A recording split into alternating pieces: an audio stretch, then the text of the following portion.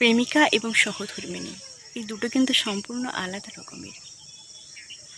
আপনার প্রেমিকা যে আপনার খুব ভালো সহধর্মিণী হতে পারবে তা কিন্তু নয়। আবার উল্টো দিকে আপনার সহধর্মিণী যে আপনার খুব ভালো প্রেমিকা হতে পারবে সেটাও কিন্তু ভুল। কেন বলুন তো? কারণ এই দুটো দু প্রান্তের।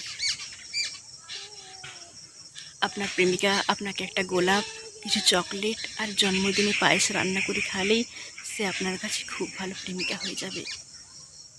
কিন্তু আপনার সহধর্মিণীকে আপনার কাঁধে কাঁধ মিলিয়ে চলতে হয় সব সময়।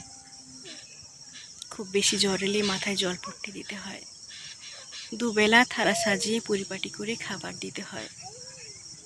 যে কোনো পরিস্থিতিতে আপনাকে বলতে হয়, এত চিন্তা করছো কেন, আমি তো আছি। হ্যাঁ, ঠিকই বুঝেছেন। প্রেমিকা আর সহধর্মীর মধ্যে পার্থক্যটা হলো অপরিসীম দায়িত্বের।